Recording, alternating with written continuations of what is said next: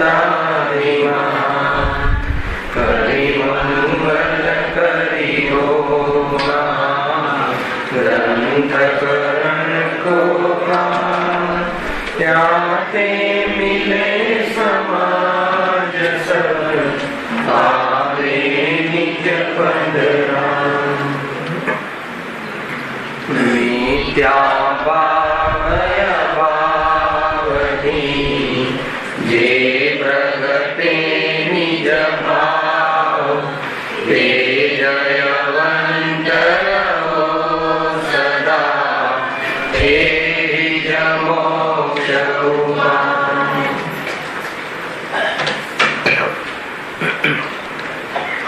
आज श्री मोक्ष मार्ग प्रकाशक ग्रंथ से बीजा अधिकार पड़े स्वाध्याय चाली रह्यो छे।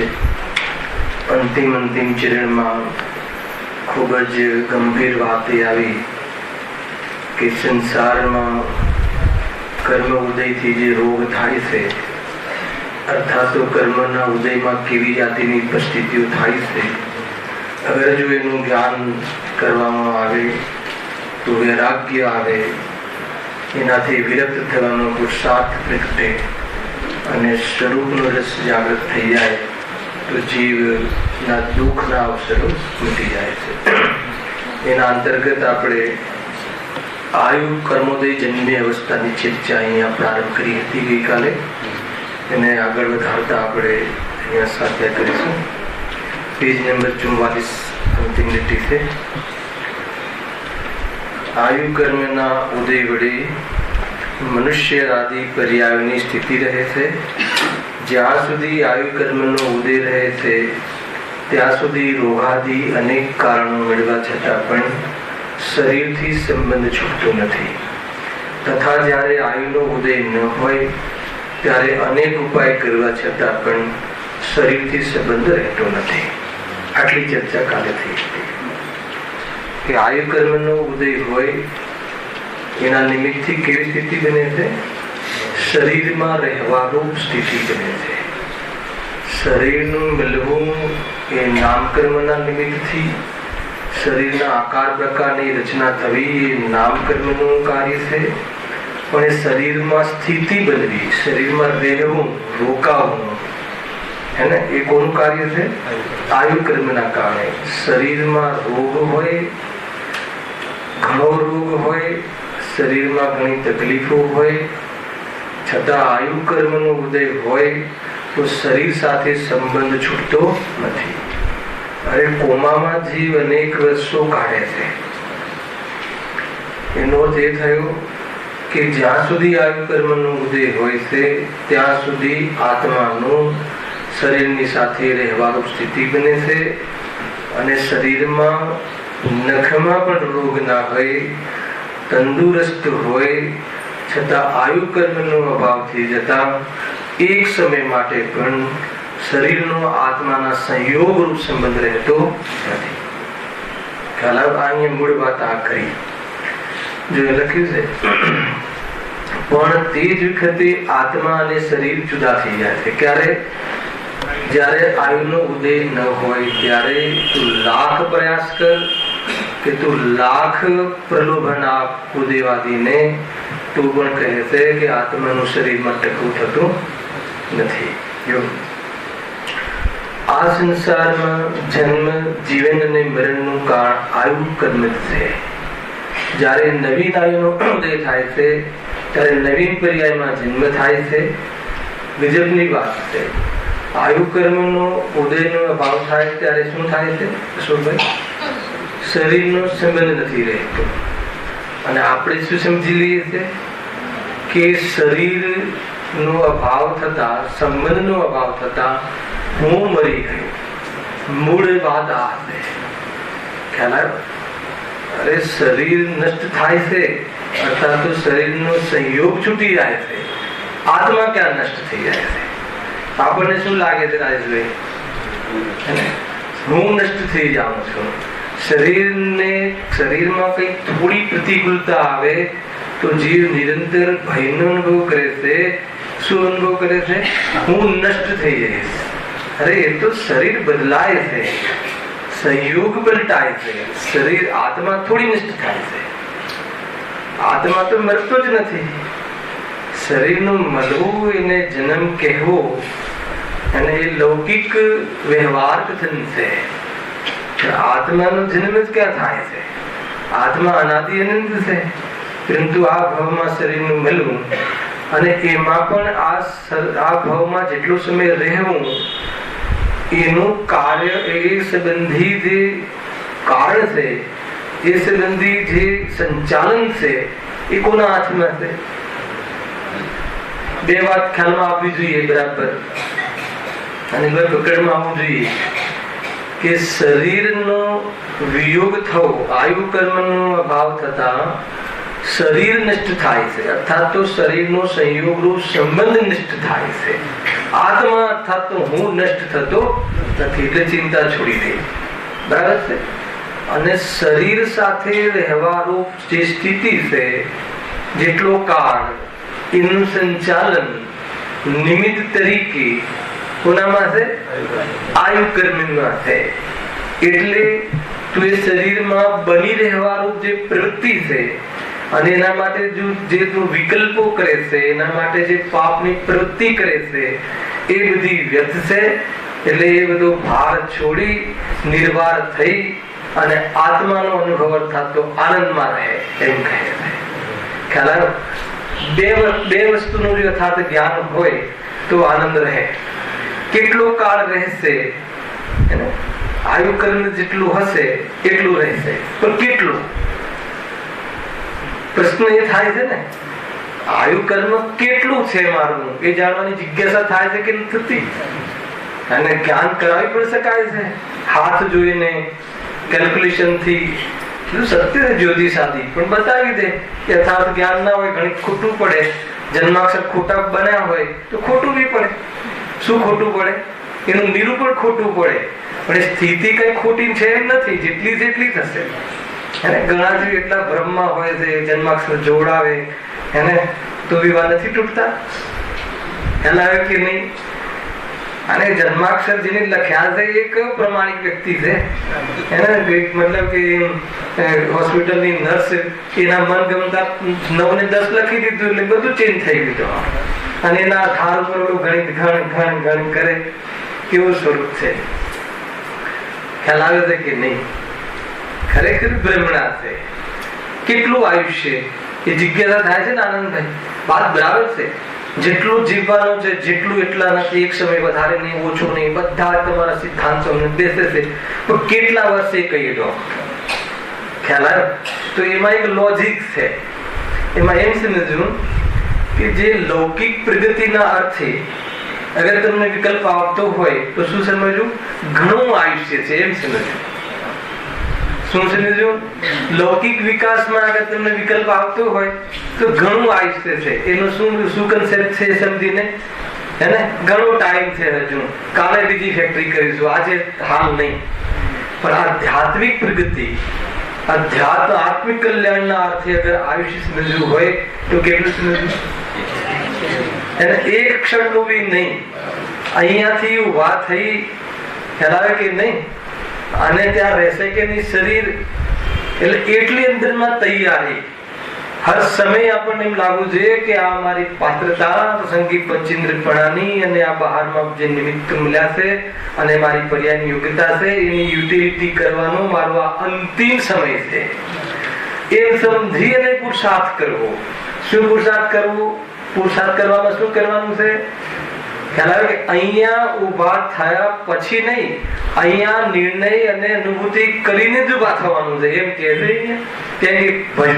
આપણે આયુષ્ય નથી, ભરોસો નથી. એ રીતે તો શું નિર્ણય કરવાનો છે કે આયુષ્ય કર્મના અભાવ થતા શરીરના સંયોગનો સંબંધ નષ્ટ થાય છે, હું નષ્ટ થતો નથી, એવી અનુભૂતિ હાલ આ સમયે કરી લેવા જેવી છે, કાલે નહીં.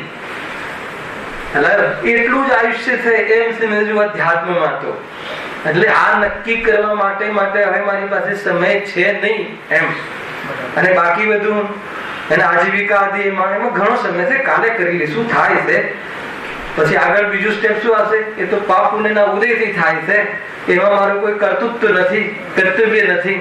અનેક રીતે જીવને વિરક્ત થવું છે. શાનાથી? બોજાથી, ભ્રમથી, ખોટી સોચથી, ઉલટી દ્રષ્ટિથી એને નિવૃત્ત થવા જેવું છે. એના સિવાય કોઈ આત્મકલ્યાણ અર્થાત સુખી થવાના ઉપાય છે નહીં. આ એક આયુ કર્મને લઈને કેવી અવસ્થાઓ થાય છે એના અંદર પણ વાસ્તવમાં નો કર્મ શરીર આદિથી વિરક્ત થઈ જાય કે ભાઈ એ તો બહારના જે લેખાજોખા છે કે શરીર સાજું ને તાજું હોય તો ઘણા વર્ષો જીવે એમ છે નહીં. અરે એ તો બહારમાં રોગ ઘણો હોય હે ને.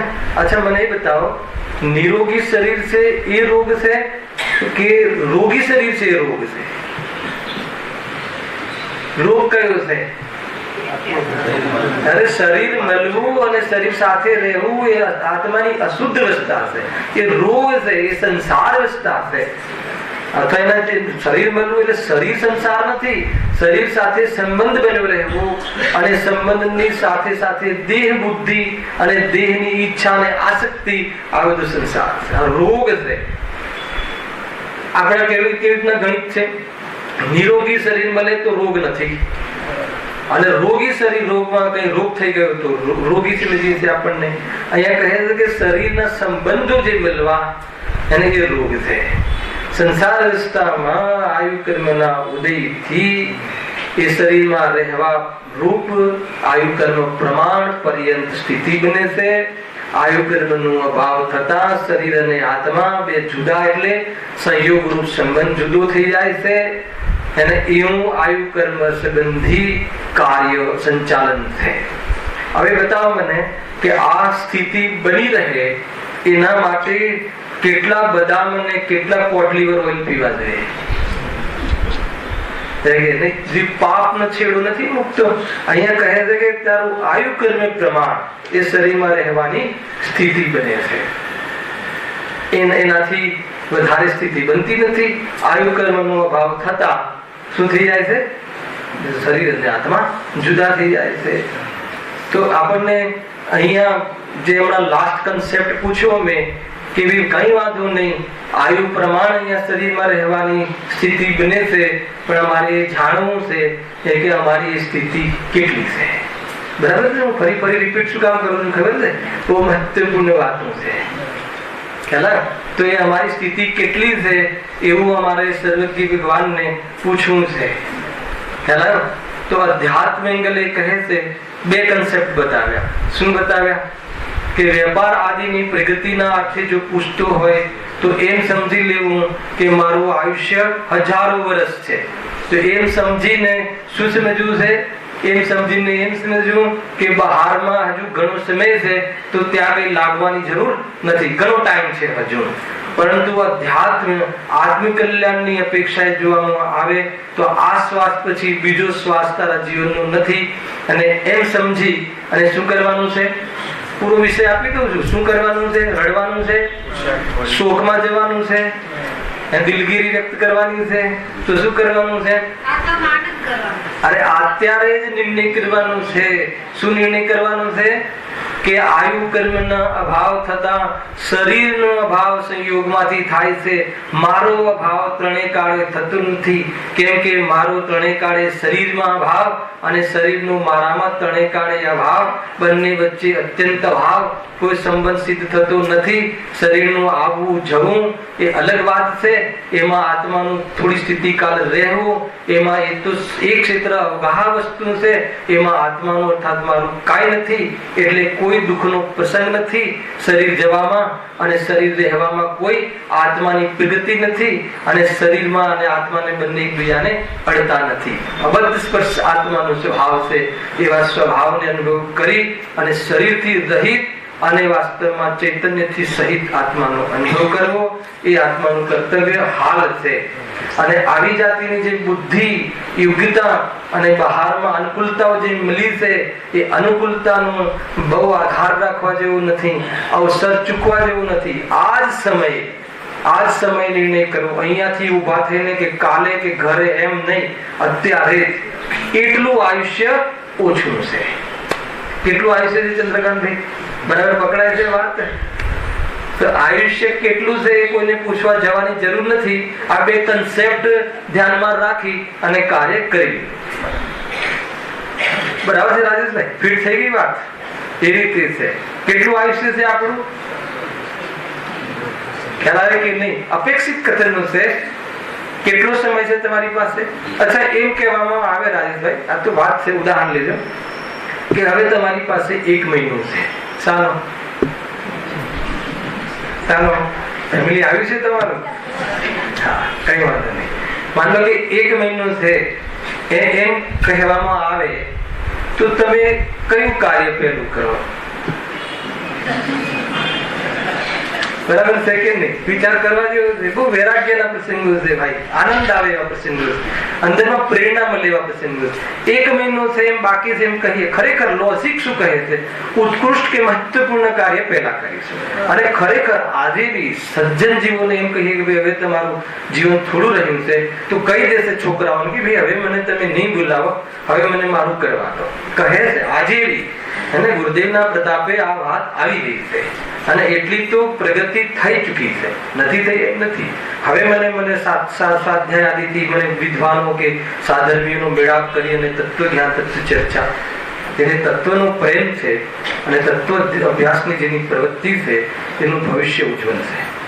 મગજમાં રાખજો. અને બાકી તો બધું ભવિષ્ય પૂછવાની જરૂર નથી. એને અનંતવાર એ બધું કરી ચુક્યા છે. બાકી જે કરવાનું લાગે છે એ તો ચક્રવર્તી પદ પણ લઈ લીધું છે ને બધું જ લઈ લીધું છે. કઈ બાકી રાખ્યું નથી. એટલે સમજવા જેવી વાત છે ભાઈ. તો 1 મહિનો બાકી છે એમ કહેવામાં આવે તો જીવને સૌ પહેલા લોજિકલી એમ ખ્યાલ આવે કે મારે આત્મકલ્યાણ કરવું છે. તો અહીંયા તો કહે છે 1 મહિનો તો બહુ મોટી મુદત છે. શાના માટે? એને વૈરાગ્ય માટે અને બીજું કામ કરવા માટે પણ એટલી મુદતની જરૂર નથી. 2 વાત. શું કહ્યું? આગળ આવો ભાઈ. હા, શું કહ્યું રાકેશભાઈ? બે વાત કહી ને. મતલબ કે 1 મહિનો તો ઘણી મોટી મુદત કહેવાય. બરાબર છે? અને બીજું કામ જે કરવું છે, આત્મકલ્યાણનો પ્રારંભ કરવો છે, એના માટે 1 મહિનાની જરૂર નથી. બરાબર છે? અંતર્મુહૂર્ત કાળની જરૂર છે. અંતર્મુહૂર્ત કાળને અંતર્ગત અગર પુરુષાર્થ છેડે અને વાસ્તવમાં એવો નિર્ણય, તત્વ નિર્ણય અહીંયા જ કરી બેસે કે ખરેખર આ દેહના જો સ્થિતિનું જ્ઞાન કરે છે અને સ્વરૂપનું જ્ઞાન કરે છે. જ્ઞાન બંનેનું થાય છે. સ્વરૂપનો વિશ્વાસ બેસે છે અને સ્થિતિનો સ્થિતિ તરીકે વિશ્વાસ બેસે છે. એટલે સ્થિતિમાંથી અપનત્વ છૂટી જાય છે અને સ્વરૂપનું અપનત્વ થઈ જાય છે. શું કહ્યું? કોઈ ચીજને નિગ્લેક્ટ નથી કરી. છે ને, આયુષ્ય છે, શરીર છે, રહેવું, ઓછું રહેવું, જવું, એ બધી પોઝિશનો પણ છે. ના નથી એની. પણ એ પોઝિશનો હોવા છતાં પરમાર્થ ત્રિકાલ શક્તિ એ છે કે એ બધું થવા છતાં મારી જો ત્રિકાલ પોઝિશન છે, ત્રિકાલ જે અસ્તિત્વ છે, એને કોઈ ખર્ચ આવતી નથી. એનો ભરોસો આવી જવો જોઈએ. જ્ઞાન બધાનું થાય અને સ્વરૂપનો ભરોસો આવવો જોઈએ, અપનત્વ આવવું જોઈએ. તો જુઓ પછી બહારની પર્યાયો અર્થાત બદલાતી પર્યાયો તમારા જ્ઞાનનું જ્ઞાતા દ્રષ્ટા બનીને થાય છે. એટલી સુંદર વસ્તુ, એટલી સુંદર પારમેશ્વરી વિદ્યા છે. આ વિદ્યાથી તો વાસ્તવમાં ઝેર ઉતરી જાય છે અનંતકાળના. અને જે ઝેર બધું છે ને પર્યાયમાં, હું મરી જઈશ, હું બચ્યો, મને કોઈ બચાવો. કોણ બચાવે તમને? બચવાનો અવસર છે ખરો? બચવાની જરૂર છે ખરી? મરે તો બચે, મરતો નથી. નિર્ણય કર તો મરે છે શું છે? એ તો આયુ કર્મનો અભાવ થતા શરીરનો ને આત્માના સંબંધનો અભાવ થાય છે. અને શરીરનો સંયોગનો અભાવ થતા હું નષ્ટ થતો નથી એવો વિશ્વાસ ક્યારે કરવો? હાલ કરવો.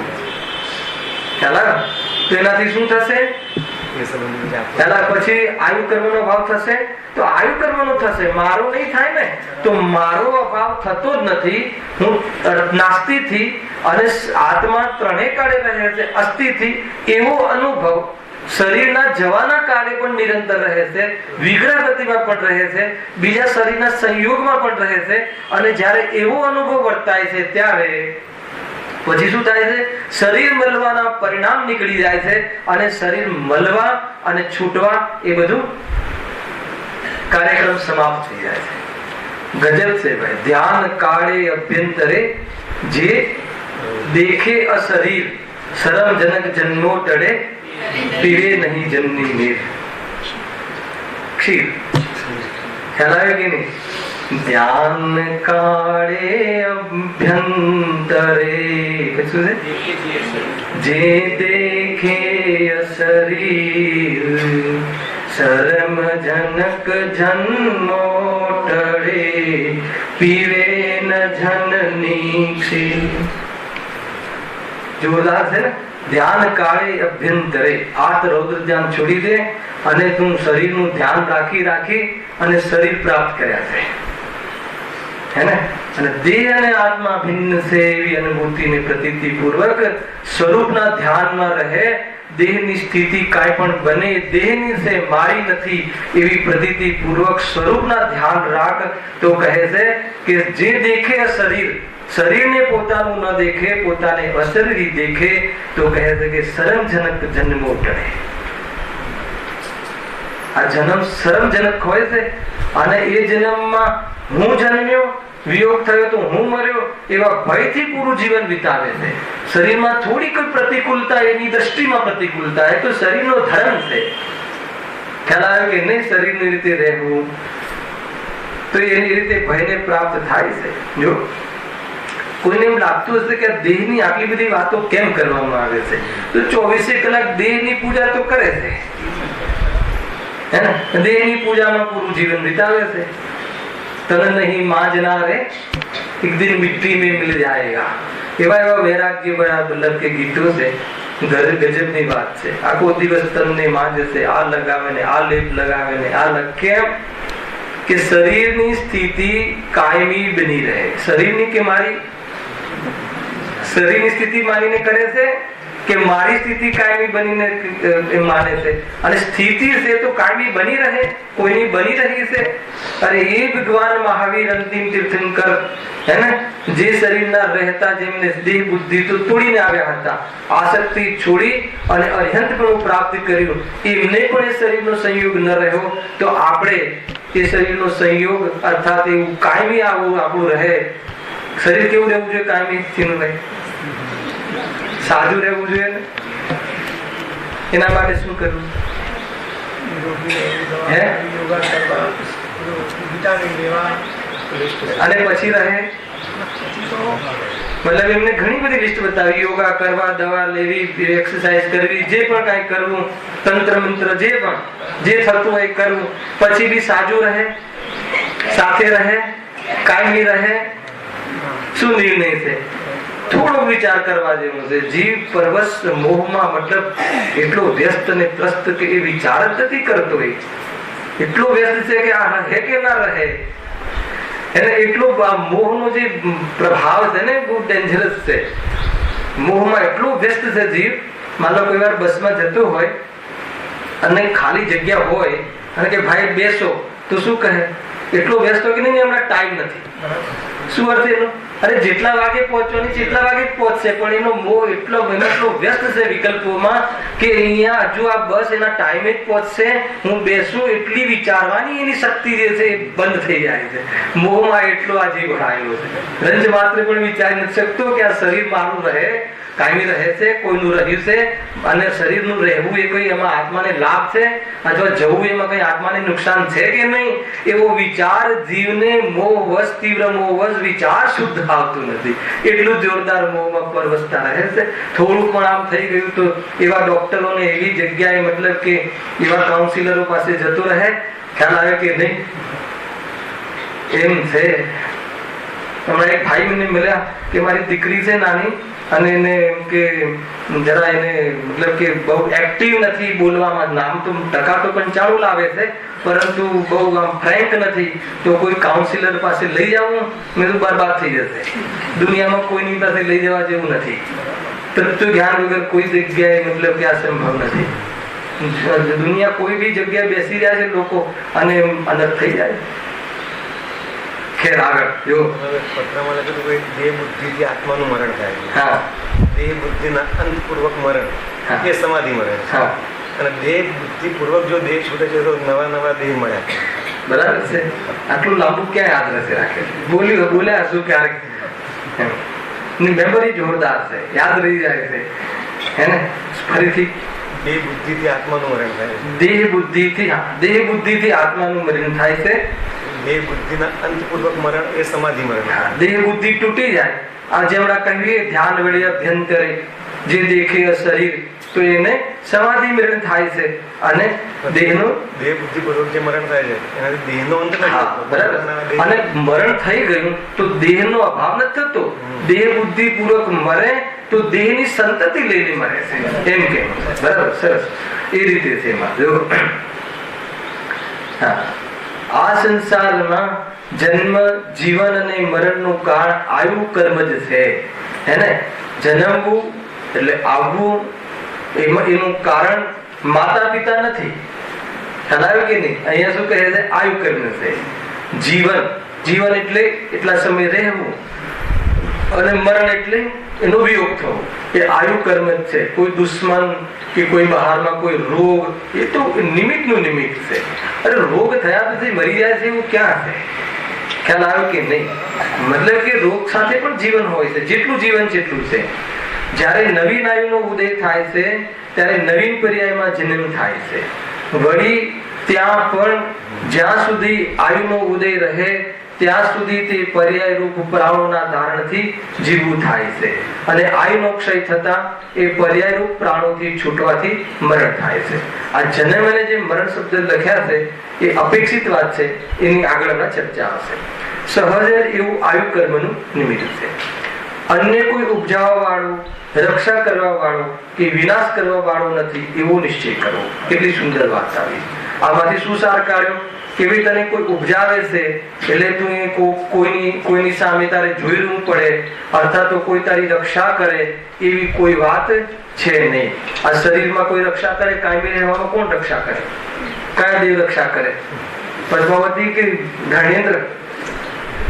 કોણ રક્ષા કરે? અને આયુ કર્મના નિમિત્તથી સહજ એવું નૈમિત્તિક કારણ કાર્ય છે કે જેટલું આયુ કર્મ ક્યાંથી આવ્યું પણ? અને આયુ કર્મની ચર્ચા આપણે થઈ ચૂકી છે આગળ. ત્રિભાગમાં આયુ બંધાય છે 8 અપકર્ષકાલના અંતર્ગત. અને એવી જીવન જેમના એ ક્વોલિટીના મધ્યમ કક્ષાના જે પરિણામ હોય એ વખતે આયુ બંધાય છે. 4 પ્રકારની આયુ છે: દેવાયુ, નરકાયુ, અને મનુષ્ય આયુ, તિર્યંચ આયુ. ગતિ પણ 4 પ્રકારની છે. ગતિ અલગ, ગતિના નામ પણ એ અને આયુના નામ પણ એ. જ્યારે આયુ બંધાય એ વખતે જેવા ભાવ હોય એ ગતિમાં ઉપજે છે. અને આખું જીવન ગતિ તો 4 ગતિના બંધ નિરંતર થતા હોય છે. પરંતુ કઈ ગતિમાં જશે એ જે વખતે આયુ બંધ પડ્યો એ વખતે જે પરિણામ હોય એ ગતિમાં જશે, એવો નિયમ છે. ખ્યાલ આવ્યો કે ઘણા લોકો વાંચે ને પછી આયુ બંધ તો અપકર્ષકાલમાં પડે છે. 8 અપકર્ષકાલ કહ્યા ને એવું ત્રિભાગમાં થઈને, એટલે જીવ ગણિત લગાવે કે હજુ મારું ન થયું હોય તો આજથી હું શુભ ભાવ જ રાખું, કરંટ. એટલે શું પડે? દેવાયુનો બંધ પડે. જીવ એવી જાતિના પ્રયાસ કરે છે. હું પણ આ પ્રયાસ કરી ચૂક્યો છું. ખ્યાલ આવ્યો કે નહીં? શરૂમાં જયારે એન્ટ્રી થઈ ત્યારે આ વાંચ્યું ત્યારે આ વાત સાચી છે. આપણે નરકમાં જવું નથી તો પરિણામ સરખા કરવા જોઈએ. ન શીખતા આપણે પરિણામ સળંગ સરખા રાખવા કેવી રીતે સંભવ છે? હે ને? એટલે કહે છે કે એ તો પરિણામનું જ્ઞાન કરાવવાની વાત છે. ખરેખર તો એ શીખવાનું છે કે આત્મા ખરેખર મરતો નથી. અહીંયા આત્મા મરે છે એ વાત લખી જ નથી. લખી તમારી ચોપડીમાં? મારામાં નથી લખી. અહીંયા મર્યું છે એવું લખ્યું જ નથી. અહીંયા એમ કહે છે કે એ શરીરને છૂટવાને મરણ કહે છે, પણ એ વખતે આત્મા મરી જાય છે એવું ક્યાં લખ્યું હતું? બતાવો. કેમ કે હું તો આત્મા છું. શરીર મરે છે એટલે વિયોગને મરણ કહ્યું છે, અપેક્ષિત કથન છે. આત્મા મરે છે એવું કોઈ જગ્યાએ લખ્યું હોય તો બતાવો. તો શાસ્ત્ર ખોટું છે. ખ્યાલ આવ્યો કે નહીં? આત્મા મરે છે, આપણે મરીએ છીએ એવું લખ્યું છે? અંદર નથી લખ્યું. લખજો, અહીંયા બતાવું તમને. હા, વળી જેમ કોઈ નવીન જો આવ્યો, વળી જેમ કોઈ નવીન વસ્ત્ર પહેરે, કેટલો કાળ તે રહે, પછી તેને છોડી કોઈ અન્ય નવીન વસ્ત્ર પહેરે, બરાબર છે? તેમ જીવ પણ નવીન શરીર ધારણ કરે, ટ્રાન્સફર થાય છે, શરીર બદલાય છે, પણ આત્મા મરી જાય છે એવું નથી કહ્યું. એ શરીર નવું શરીર ધારણ કરે એને જન્મ કહે છે. અને એ શરીરમાં જેટલો કાળ લખ્યું ને, નવીન વસ્ત્ર પહેરે પછી કેટલો કાળ રહે, નવીન શરીર ધારણ કરે પછી કેટલો કાળ રહે, કેટલો કાળ રહે એને જીવન કહેવાય છે, અને પછી વસ્ત્રને શું કરે છે? આગળ શું કહ્યું? અને તેને છોડી, હા, કેટલો કાળ રહે પછી તેને છોડી કોઈ અન્ય નવીન વસ્ત્ર પહેરે છે, એટલે એને છોડે છે. એને શું કહે છે? મરણ. જીવન, જન્મ, જીવન અને મરણ એ અપેક્ષિત ધર્મ છે. એ બહારના સંયોગની ઓરથી કરવામાં આવેલું કથન છે. જીવ પોતાના સ્વરૂપનો સ્વાદ લેતો નથી, અનાદિ અનંત છું એવું નક્કી કરતો નથી, તો વર્તમાન પરલક્ષ શરીર લક્ષના કારણે આવી જાતિના ક્ષણિક જન્મો એને નિરંતર સંતતિ રૂપ મળતા રહે છે, અને એનાથી હું મર્યો, હું જન્મ્યો, એનાથી સતત નિર્ભય રહે છે, સતત ભયમાં રહે છે, નિર્ભય નહીં, સતત ભયાક્રાંત રહે છે. અને વાસ્તવમાં જો આજે બી મરણ સેન્સિટિવ પોઈન્ટ છે દુનિયાની અંદર, અને તમે કોઈની પાસે પેમેન્ટ લેવા જાઓ અને કે ભાઈનું મરણ થયું છે, કઈ વાંધો નહીં, મહિના પછી આવે, એટલું સેન્સિટિવ પોઈન્ટ છે. તમે જોઈ લેજો, મરણની વાત આવે એટલે બધી વાત. અહીંયા કહે છે કે મરણ થતું નથી, એ મરણમાં શોક બહુ કરે છે જીવ, બહુ ભયને પ્રાપ્ત થાય છે. જો હા, કેટલો કાળ ધારણ કરી પછી તે છોડી અન્ય શરીર ધારણ કરે છે. માટે જો શરીર સંબંધની અપેક્ષાએ આ કથન શરીર સંબંધની અપેક્ષાએ જન્માધિક છે, બરાબર છે, અપેક્ષિત કથન છે. પરંતુ આગળ શું લખ્યું? જીવ પોતે જન્માધિક રહિત નિત્ય જ છે, બરાબર છે. તો અહીંયા મરણ ક્યાં લખ્યું જ નથી. મરણ શરીરની અપેક્ષાથી જન્માધિક છે, ના નથી. પર્યાયનું જ્ઞાન કરો, જે પોઝિશનોનું જ્ઞાન કરો, પણ એમાં હું ક્યાં છું પ્રભુ? તો કહે છે કે તું તો જાણવા સ્વરૂપે, ચેતન સ્વરૂપે કાયમી અનંત શક્તિઓને ધારણ કરીને કાયમી રહે છે. ભલે ટ્રાન્સફર થાય છે, શરીર અન્ય શરીરના સંયોગમાં તું જાય છે, પણ તું નિત્ય જ છે. અનિત્યતાની અંદર નિત્યતાના દર્શન ખ્યાલ આવ્યો કે નહીં? એનું નામ કે સાત તત્વમાં છુપી હુઈ જ્ઞાન જ્યોતિ. ખ્યાલ આવ્યો કે નહીં? એ રીતે અનિત્યતામાં નિત્યતાના દર્શન, અનિત્યતાનું જ્ઞાન, અને અનિત્યતાથી રહિત હું નિત્ય છું એનો અનુભવ, એનું નામ અનિત્યતામાં નિત્યતાનું દર્શન. શું કહ્યું? ખ્યાલ આવ્યો? અનિત્યતાનું જ્ઞાન નહીં, એવું છે જ નહીં, શરીર ભરી છે જ નહીં વિશ્વની અંદર. મતલબ શરીરનો અભાવ વિશ્વની અંદર જ છે, મારા સ્વભાવમાં એનો અભાવ છે. મારી સાથે સંબંધ નથી, એ સંબંધ માનવાનું નામ સંસાર. શરીર સંસાર નથી, સંબંધ સંસાર છે. અને સંબંધ છે નહીં એવું પ્રૂવ થઈ જાય તો સંસાર નષ્ટ થઈ જાય છે, અને સંસાર નષ્ટ થઈ જાય છે તો એવી સ્થિતિઓ બનવાનું પણ નષ્ટ થઈ જાય છે. શરીર મળવાની અશરીરી સિદ્ધ ભગવાન, એવી જાતિનું આત્માનું સ્વરૂપ, જોરદાર સ્વરૂપ છે આત્માનું. ચૈતન્ય તો ખરેખર રાજા છે, એને એ રાજાનું સન્માન ને કદર નથી કરતા, એને એટલે એનો લાભ થતો નથી. બસ વાત એટલી છે. ખરેખર સત્ય છે રાજેશભાઈ, આ ખરેખર સત્ય છે, 100% સત્ય છે. આપણને ઘણી વાર ફરીથી શરીરને દેહાશક્તિના કારણે લાગ્યા રહીએ છીએ, પરંતુ એ જૂઠ છે, એ આમ પ્રત્યક્ષ જૂઠ છે. એ ખ્યાલમાં આવે છે ને, કઈ આપણે ઘરની અંદર સંતતિ રૂપે દાદા પરદાદા ગયા ને, કોણ રહ્યું, પછી એમાં હવે આપણે રહેશું અને રહી શકીએ છીએ, અને રહેવાનો પ્રયાસ કરવું ને, હે ને? આપણે તો એ રીતે અમર પટ્ટો લઈને આવ્યા હોય એવી રીતે લગાવ્યું છે જીવન કે આપણે જાણે અહીંયાથી જવાના જ નથી. કયા વિશ્વાસે વેપાર કરો છો બતાવો? એક વાર બી એ તો ઠીક છે, કથનમાં આવી જાય છે સ્મશાન વૈરાગ્ય, કોઈ બાજુમાંથી ખસ્યું તો ભાઈ એ તો આવું સ્વરૂપ છે, પરંતુ પોતે અંદરમાં શ્રદ્ધા તો લઈને બેઠો છે કે હું તો કાયમી રહેવાનો, પેલો જતો રહેશે તો શું થશે, પણ હું જતો રહીશ એવું વિચાર શુદ્ધ નથી આવતો. અને કદાચ વિચારમાં આવી જાય તો મતલબ કે નહીં, આ એ વિચારમાં આવી પણ જાય એને તો ભયની રીતે આવે છે. અને પછી પ્રયાસ શું ઉલટો, એમાં વૈરાગ્ય નથી આવતું, એને પ્રયાસ એ રીતે કરે છે કે નહીં હું કાયમી રહું. એટલે એનું બરાબર જેવી કામ છે બધું વસ્તુના વ્યવસ્થા ને વસ્તુના સ્વરૂપની વિરુદ્ધ, પ્રકૃતિની વિરુદ્ધ કાર્ય કરે છે. એટલું મોટું ખોટું કૃત્ય છે, અને એ અપરાધ છે, એને એ ભૂલ નથી, એ અપરાધ છે, અને અપરાધના ફળ માઠા છે. એવા એ જન્મ મરણથી ભય અને જે આત્મા અનાદિ અનંત છે એનો નિર્ણય નહીં કરે તો એક શ્વાસમાં 18 વાર જન્મી મરે એવી જાતિનું, એને જેને મરવાની ફુરસદ નથી આત્મકલ્યાણની સામે, એને કહે છે કે તને એવી ફુરસદ મળી જશે કે તું જન્મ મરણ કર.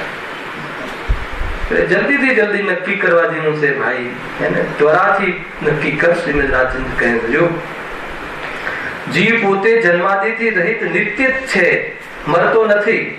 હવે જો બહુ જોરદાર લખ્યું છે, તો પણ મોહી જીવને ભૂત ભવિષ્યનો વિચાર નથી.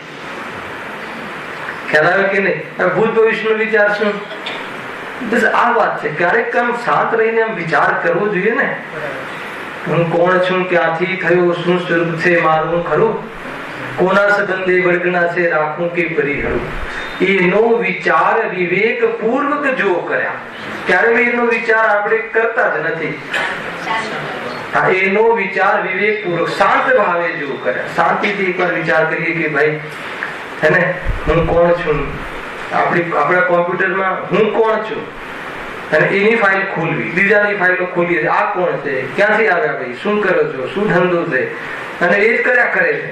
હું કોણ છું, ક્યાંથી આવ્યો, જયારે હું નિત્ય જ છું એમ તમે કહો છો, તો પછી હવે હું પછી આ પર્યાય પછી ક્યાં રહેવાનું છું, જરા વિચાર કરજો.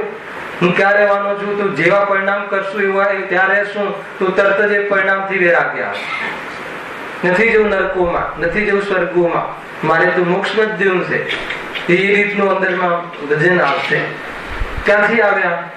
ઘણી વાર આપણા જે સહયોગો સ્વજનો સ્નેહીજનો જાય છે, તો ક્યારેક એમને લઈને બી વિચાર કરો પોતાના પર ઘટાડવા માટે કે મમ્મી ક્યાં ગયા હશે, શું કરતા હશે, અહીંયા મારું ધ્યાન રાખવામાં જીવન વિતાવી દીધું, પણ ક્યાં મારું ધ્યાન રાખવા માટે પણ રહ્યા. એ રીતે બી સ્ટાર્ટ કરી શકો તમે.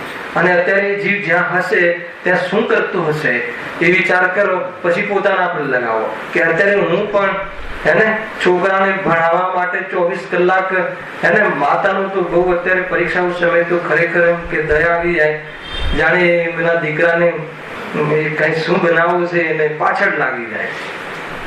વચન પણ છોડી દે કે નહીં આજે એની પરીક્ષા છે, આમ છે તેમ છે. ખ્યાલ આવે કે નહીં? એટલા જે અત્યારે આ બહારનો જે એજ્યુકેશન છે, ખોટા ભણતર, ગુરુદેવની ભાષામાં પાપના ભણતર, એના માટે જે પેરેન્ટ્સની જે અગ્રેસિવપણું છે બાળકો કરતા પણ, અને એટલું જે મતલબ કે પ્રોડક્ટિવિટી ચાહે છે, એમાં ખરેખર આત્મહત્યા જેવા કૃત્યને જન્મ આપી દીધો છે. આ ખરેખર આ લોજિક છે. લૌકિક દ્રષ્ટિએ પણ જોઈએ તો એટલું પ્રેશર નાના જીવો પર, એટલું ડેવલપમેન્ટ નથી, અને એટલું પ્રેશર કે વસે મતલબ કે આજે જન્મતાની સાથે ડોક્ટર બનતો હોય તો બનાવી દે, ગર્ભમાં બનાવી દે, એટલી જાતિની અંદરમાં મોહની પર વસતા માતાની, અરે તું શું કરે છે, ત્રિકાલી ધ્રુવ ગૌણ આત્મા ગાયક ધ્રુવ છે. 8મા વર્ષે એવી કેળવણી લઈ શકે. અગર એ કેળવણી મળી જાય તો આ એને તારા પેટમાં આવવું પડે, અને આ ખાબોચિયામાં રહેવું પડે ગંદકીની વચ્ચે, અને વળી પાછું પાપા પગલી ભરીને એ જ દુનિયા, એ જ વસ્તુ, એ જ ખાવું પીવું, એ જ આખી દુનિયા પ્રાપ્ત પર્યાયમાં તન્મયથી લખ્યું છે. આગળ જો, એક લીટીમાં લખ્યું છે આગળ જો. તેથી પામેલ પર્યાય માત્ર પોતાનું અસ્તિત્વ માની પર્યાય સંબંધી કાર્યોમાં જ તત્પર રહ્યા કરે છે. આવા એક લીટીમાં આખી ઇતિહાસ છે જીવનનો. પામેલ પર્યાય માત્ર જ પોતાનું અસ્તિત્વ માની પર્યાય સંબંધી કાર્યોમાં જ તત્પર રહ્યા કરે છે. મોહીજી પ્રાપ્ત પર્યાય, જે પર્યાય મળે એમાં તન્મય થઈ જાય છે, અને એના તે સંબંધી કાર્યમાં તત્પર રહે છે હંમેશા. બચપન હોય, શરૂઆતના બાળપણમાં તો 2-4 વર્ષ 5 વર્ષ તો કઈ સૂઝબૂઝ નહીં, ખાવું શું, પીવું શું, બેસવું ક્યાં, એનો પણ વિવેક ક્યાં બાળ બચપનમાં હોય છે. પછી થોડુંક મોટું થાય, રમતમાં જીવન જાય, પછી જવાન થાય એટલે હેને વેપાર આદિમાં જીવન લગાવે, થોડીક વિદ્યા મેળવવા, કુવિદ્યા મેળવવા માટે પ્રયાસ કરે, પછી લગ્ન કરે, પછી પાછા એને બાળકનો જન્મ થાય, અને વળી પાછું એને પછી એ બાજુ વૃદ્ધત્વને પ્રાપ્ત થાય, એટલે બાળકોને સંભાળે, મજૂરી કરવાની આદત છે, ટેવ છે, એ ટેવ જતી નથી. એટલે બુઢાપામાં પછી એ પ્રમાણે બસ હવે ઘરનો ઠેકો લઈને દરવાજાના ઓરા પર બેસી રહે, કોણ જાય છે ને કોણ આવે છે ને શું કરે છે ખબર રાખવા માટે. એને એમાં એ વખતે જે છૂટે તો ત્યાં નાગ થઈને જન્મે, એને એ રીતે આ જીવનું ખરેખર આમ છે સ્વરૂપ.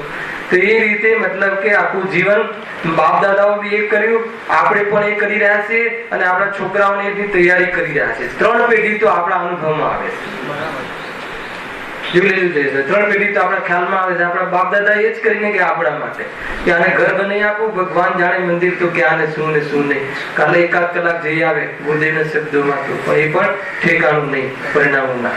અને બસ છોકરાઓને મોટા કરું ને આ કરું ને આપણા માટે મફતના મજૂર થઈને મૂકી ગયા. એ જ વસ્તુ આપણે કરીએ છીએ.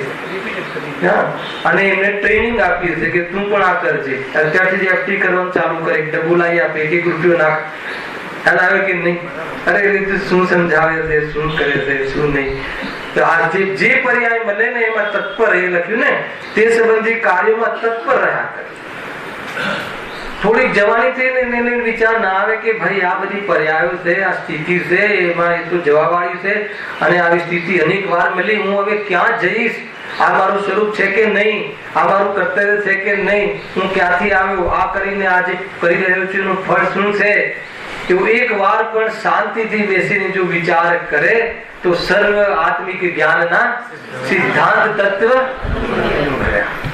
તો તરત જ ખ્યાલ આવે કે અરે રે આ તો મારું સ્વરૂપ નથી, આ તો બહારમાં કર્મ આધીન થતી ક્ષણિક વેશ અવસ્થાઓ છે, એનો મારો ત્રિકાળ સ્વભાવમાં ભાવ છે, પરદ્રવ્ય પર્યાય ભેદ ગુણ ભેદ એનાથી હું રહિત ત્રિકાલી ધ્રુવ વિદ્વાન આત્મા, સદાકાલ સદાબહાર એવો ને એવો ધ્રુવ ને ધ્રુવ રહેવા વાળો, અનેક પ્રકારના સંયોગોમાં રહેવા છતાં જડ ન થયો, અનેક પ્રકારની પર્યાયમાં ક્રોધાદી થવા છતાં એ રીતે હું અસ્થિર ન રહ્યો, અર્થાત તો એ રીતે હું રાગપણે ન થયો અને અલ્પપણે પણ ન થયો. પર્યાયમાં ઘણી અલ્પતા ભલે આવી હોય પણ મારી જે સિદ્ધિઓ, મારી જે તાકાત સામર્થ્ય આજે પણ પૂર્ણ છે એવો અનુભવ કરે તો વર્તમાન અલ્પ પર્યાય પણ પૂર્ણતાના લક્ષ્ય પૂર્ણતાનો અનુભવ કરે.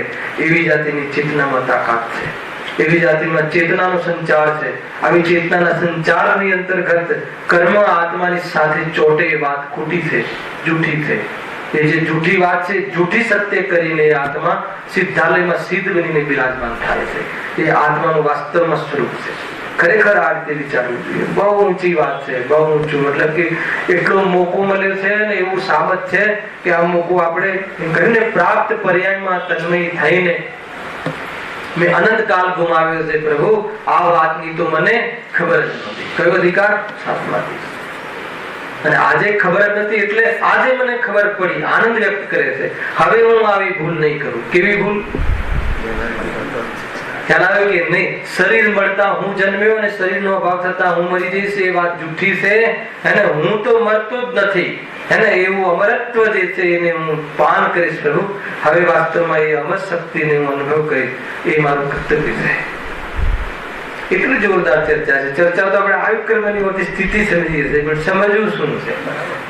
પ્રાપ્ત પર્યાયમાં તન્મય થઈને બહુ ઊંચી વાત છે. જો પોતાનું અસ્તિત્વ માની, એક એક શબ્દમાં વજન છે, એને પોતાનું અસ્તિત્વ માની તો નથી અસ્તિત્વ, ક્ષણિક અસ્તિત્વ છે. એ વાસ્તવમાં પૂર્ણ સત્ય નથી, એ અધૂરું સત્ય છે, એ જૂઠું છે. કયું? આ મનુષ્ય પર્યાય મળી છે એ સત્ય છે, પણ હું થઈ ગયો છું એ અસત્ય છે. સમજ આવે છે કે નહીં? મળી છે વાત સાચી છે, પણ એ એવો હું થઈ ગયો છું અથવા એ હું છું એ અસત્ય છે. અગર એ રિયલ સત્ય જાણી લે કે હું નથી, એ તો બહારમાં વિકૃતિનું ફલ છે, વાસ્તવમાં વિરાટનાનું ફલ છે. ખ્યાલ આવે કે નહીં? એ જન્મ થયો છે અહીંયા કીર્તિ છે, પંચમ કાળમાં અહીંયા આવું થયું છે. આ જન્મ થયો છે ને, જન્મ દિવસ મનાવી છે ને. આજે કયો દિવસ મનાવશે બધા? Friendship day. તમે કયું ફ્રેન્ડશિપ? શું છે આ બધું? ખ્યાલ આવ્યો કે નહીં? આખું શરીર રંગી નાખે, જતાવે, કેવું પડે કે હું મિત્ર છું, એટલે એવું તો પંચમ કાળ. ખ્યાલ આવે કે નહીં? ભાઈ એ તો અહીંયા આવું થયું છે. એ તો ખરેખર એ જીવને સમજાવવું જોઈએ કે ભાઈ કોઈ તારો વિરાધનાનું કોઈ, અથવા તો તને દેવશાસ્ત્ર ગુરુ મળ્યા હતા પણ એની વિરાધના કરી છે, એવા જીવો પંચમકાળમાં અહીંયા જન્મે છે. પંચમકાળ ગુરુદેવ પોતે કહેતા કે અમારાથી એવું શું થઈ ગયું કે અમારે આ પંચમકાળમાં અહીંયા જ્યાં સાક્ષાત પરમાત્માનો લીધે છે ત્યાં આવવું પડ્યું. એટલે અહીંયા આવવું પડ્યું એ શોભા નથી એમ કહ્યું છે એમનું. સમજમાં આવે છે ચિન્નુભાઈ? હા, એટલે એટલા પુણ્ય બાકી હતા તો એટલું કાર્ય થયું છતાં પણ જે મતલબ કે પંચમ કાળમાં આવવા પાછળનું જે ફળ, જે મળવા પાછળનો ભાવ જે છે વિરાધના છે. આપણે સ્વરૂપની વિરાધના જરૂર કરી છે એટલે અહીંયા આવું થયું. અને થોડા પુણ્ય કર્યા હતા કે ફરીથી વિરાધના ના કરી એવો અવસર મળ્યો. ગજબનું વસ્તુ છે. બે પક્ષ છે, બે વાતો છે ભાઈ. પણ ક્યારે એનો એ અવસરનો યુટિલિટી કરી લઈએ તો, નહીં તો અવસર મળ્યો એ ના મળ્યા બરાબર છે. કીર્તિ છે. બહુ મતલબ કે પોતાનું અસ્તિત્વ માની, જો ફરીથી વાંચું, જીવ પોતે જન્માદિક રહિત નિત્ય છે, ફરીથી માટે શરીર સંબંધી અપેક્ષાએ જન્માદિક છે. બરાબર છે? જન્માદિક કઈ અપેક્ષાએ છે? શરીર અપેક્ષા. અચ્છા, આયુ કર્મ શરીરને લાગુ પડે કે આત્માને લાગુ પડે? ખ્યાલ આવે કે નહીં? આયુ કર્મ જળ છે અને શરીરને લાગુ પડે. એ તો શરીરની સ્થિતિ એટલી બની રહે. મારી સ્થિતિ તો ત્રૈકાલિક છે, સ્થિતિ પણ ત્રૈકાલિક છે રહેવાની, કેમ કે મારું સામર્થ્ય એવું છે. ખ્યાલ આત્મા તરીકે અને વસ્તુ તરીકે અને ચેતન રૂપે રહેવાની જે પરિસ્થિતિ છે એ મારી ત્રિકાળ છે. ખ્યાલ આવ્યો કે નહીં? એ તો સંયોગમાં કોઈ આવે ને જાય અને હું ભ્રમ કરી લઉં કે આ મારું, તો એ તો ભૂલ છે. કેટલી મોટી ભૂલ છે. સંયોગમાં કઈ બાજુમાં આવ્યું ને આ મારું, તો એટલી કામ તો કહ્યું હતું ને ચોરી છે એમ. જીવ પોતે જન્માદિક રહિત નિત્ય જ છે, જન્માદિક રહિત જ છે જીવ. જન્મ આત્માનો નવો કોઈ ઉપજ્યો હોય અને નષ્ટ થઈ જાય ને વળી પાછો નવો ઉપજે એવી કોઈ આત્માનું સ્વરૂપ નથી. અને આત્મા તો અનાદિ અનંત સ્વરૂપ વાળો છે. તો પણ મોહી જીવને ભૂત ભવિષ્યનો વિચાર નથી. કેમ? ફરીથી વાંચ્યું, બહુ વૈરાગ્ય આવવું જોઈએ. ભૂત વિચાર નથી કરતા કે હું ક્યાંથી આવ્યો, શું સ્વરૂપ છે મારું ખરું, હવે હું ક્યાં જઈશ, આ પરિણામનું ફળ શું હશે, આ દુઃખ મને કેમ થાય છે, આવી સ્થિતિઓ કેમ બને છે. ખ્યાલ આ શરીર મળે છે તો એવું ને એવું કેમ રહેતું નથી, કાયમી કેમ મા બાપ રહેતા નથી, કેમ વિયોગ થાય છે, આ બધું શું છે આ કમાલ બધી? હે ને? શ્રીમદ રાજચંદ્રને થયું ને, ઝાડ પરથી જોયું ને કે આ બાળી લીધું શરીર, ત્યાં શું થયું? એ કુતૂહલ થયું ને, ત્યાં ને ત્યાં એમાં પુરુષાર્થ કર્યો, કામ થઈ ગયું. સમજમાં આવે છે કે નહીં? પણ એવી જાતિનું કુતૂહલ પણ થતું નથી કે કેવી રીતે છે, આ કેમ બનતું હશે, આવવું, ખાવું, પીવું, બસ પછી પાછું જતું રહેવું, પછી ક્યાં જતો હશે આત્મા? એવો વિચાર, બાળક જેવો વિચાર બે વાર આવી જાય ને તો એનો જવાબ શોધવા જેવી પુરુષાર્થ કરે. ક્યાં જતો હશે આ જીવ? જતો ક્યાં હશે? ખ્યાલ આવે છે કે નહીં? રાજેશભાઈ, વિચારીશું કોઈ દિવસ આવો? મતલબ કે આપણે ના, અમે તો ગાયક નો વિચાર કરીએ છીએ. અને ગાયક પહેલા આ વૈરાગ્ય આવવું જરૂરી છે. અને એને ગાયક જડે, અને ગાયક જડે એટલે શું? હું ગાયક જ છું, જતો નથી, એ સિદ્ધિ થઈ જાય. ખ્યાલ આવે કે નહીં? પણ એના પહેલા આ રીતની મતલબ થિયરી છે. એમ નથી કે સીધું જ ગાયકની વાત, અરે આત્માની વાત અને આત્મા માટે જે પાત્રતા એ પહેલા હોવી જોઈએ. એવો વિચાર આવવો જોઈએ કે હું ક્યાં જઈશ, ક્યાં જઈશ, ક્યાં જતો હશે, જીવ જતો ક્યાં જતો હશે? મતલબ ખતમ થઈ જતું હશે, મતલબ શૂન્ય થઈ જતું હશે. શૂન્ય પછી ઘણા પ્રશ્નો મુકાય છે. શૂન્ય થઈ જાય છે તો પછી આ કોઈ જે અહીંયા મેં કોઈનું ખોટું કર્યું અને અત્યારે તો એનું ફળ ના આવ્યું, તો પછી એનું અટકે ફળ નહીં ભોગવવું પડતું હોય, તો પછી આ બીજા કોઈ જીવો ભોગવે છે શું છે?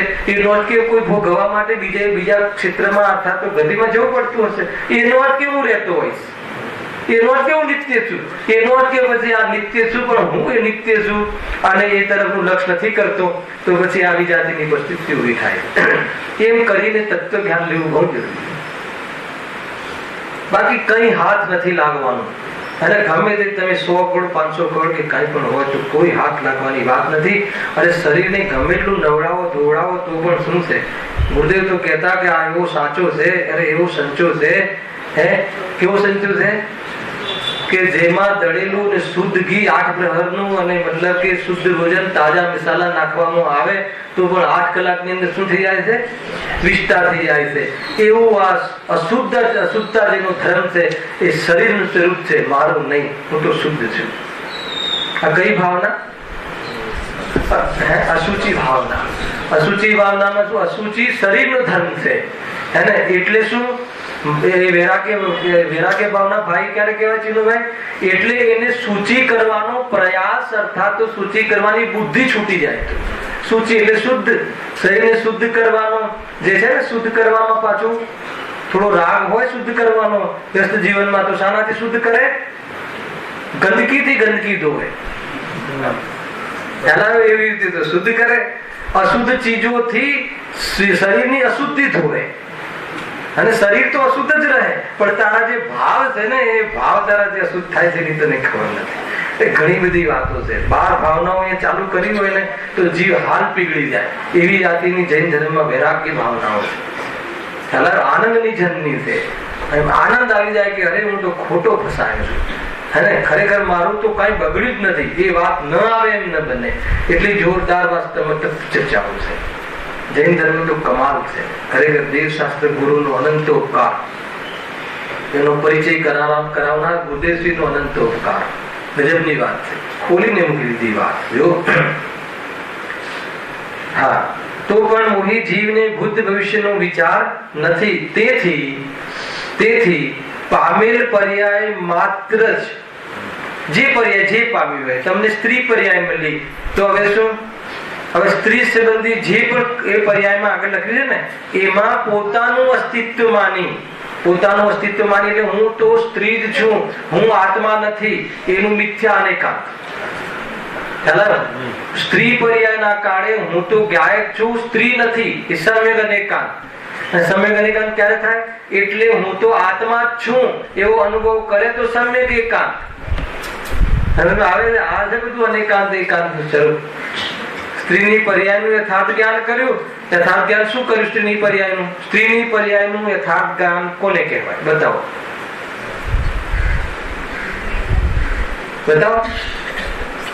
સ્ત્રીની પર્યાયનું યથાર્થ જ્ઞાન કોને કહેવાય? સ્ત્રીઓ બતાવો.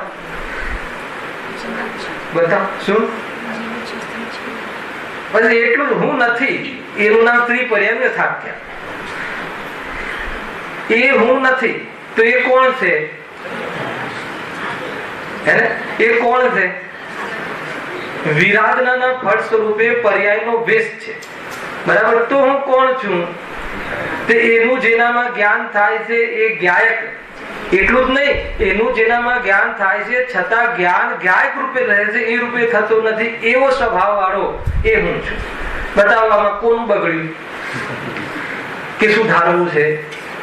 ખ્યાલ આવે છે કે નહીં? નથી શુદ્ધ કે નથી અશુદ્ધ, નથી પ્રમત કે નથી અપ્રમત, એવો એક ગાયક ભાવ હું છું, એ આત્મા છે.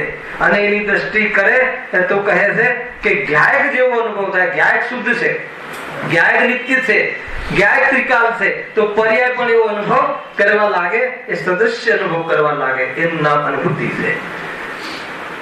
આવે છે કે નહીં? બધી જ ગાથાઓ આવી જાય છે આની અંદર. જેટલી જ્યાંથી વાત કરવી ત્યાંથી થાય કે છે તત્વ, ગજબનું તત્વ ભર્યું છે મોક્ષમાં પ્રકાશક. બહુ વિચક્ષણ બુદ્ધિ વાળા વિદ્વાન અને એમની જે શૈલી કેટલું સુંદર વાત કરે. જે પર્યાય પ્રાપ્ત થાય એમાં પોતાનું અસ્તિત્વ માનીને પછી આગળ શું લખ્યું છે? પર્યાય સંબંધી કાર્યોમાં જ પર્યાય સંબંધી, જે પર્યાય મળી સ્ત્રી સંબંધી હોય તો પોતાને માતા હોય તો માતા માને તો માતા સંબંધી, પત્ની હોય તો પત્ની સંબંધી. પછી હું તો માતા છું ને, તમે એ કહો આપણી પાસે બોલાવડાવે, પછી બોલો માતા છીએ, હું માતા છું, તમારે દીકરાને ધ્યાન રાખવી કે એની કેર કરવી કે તારી પહેલી ભૂલ છે ને. પહેલા અમે કહીએ છીએ તું ગાયક છે ત્યાંથી શરૂઆત કર, પછી આપણે માતાનું નિભાવવું કે નહીં પછી જોઈએ. વાત જ તારી, જયારે હું ગાયક છું, માતા છું જ નહીં, તો માતા શું છે? રોલ છે, હે ને? માતા તારું સ્વરૂપ નથી. હા, તો એ રીતે વ્યવહારે પણ બાળકનું પહેલા તું કરી શકે છે કે નહીં? એક એક સિદ્ધાંત લગાવ.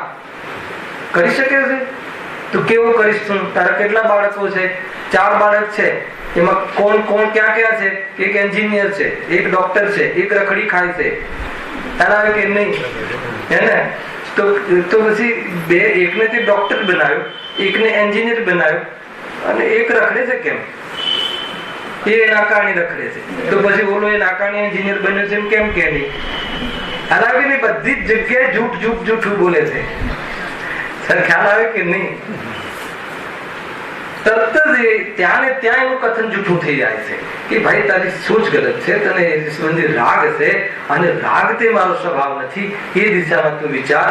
નહીં તો કહે છે કે ન, અરે દુનિયાની અંદર પણ બાહ્ય દ્રષ્ટિએ પણ માતા ને પુત્ર ને પિતા ને પુત્ર બધા સ્વાર્થના સગાઓ છે. અને ખરેખર જોવામાં આવે અને તો ખરેખર એના તેહમાં જઈને જોઈએ તો વેરાગ આવી જાય, ખરેખર વેરાગ આવી જાય.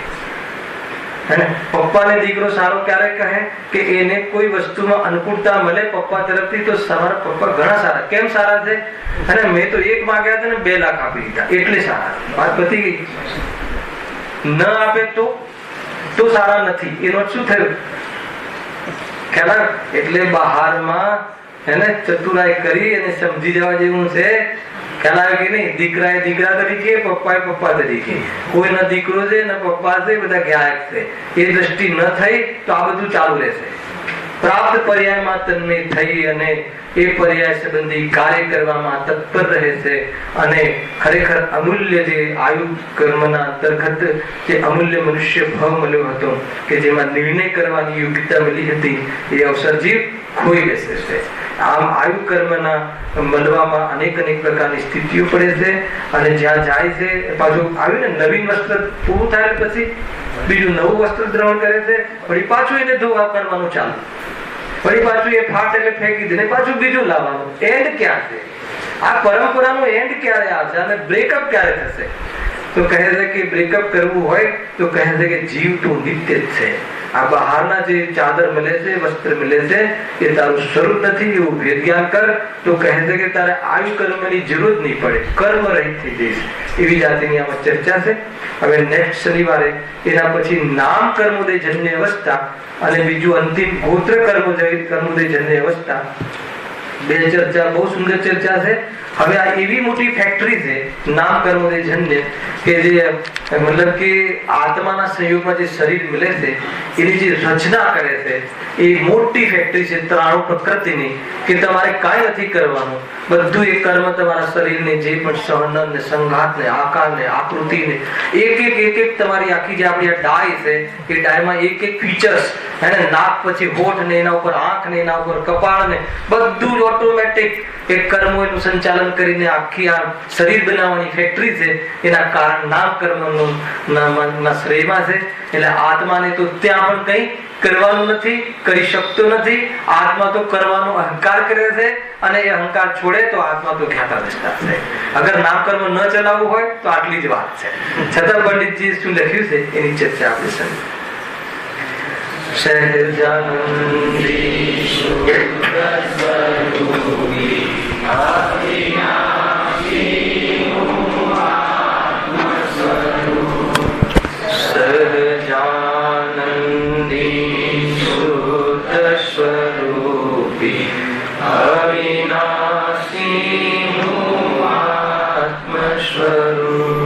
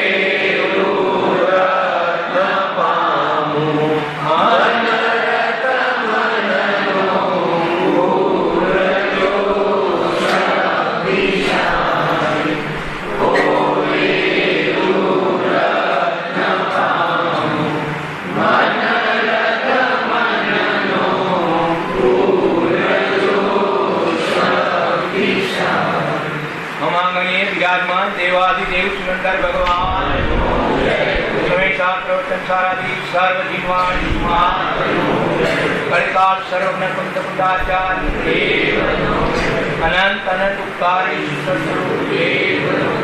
प्रसन्नति भगवती मात सनातन पूरा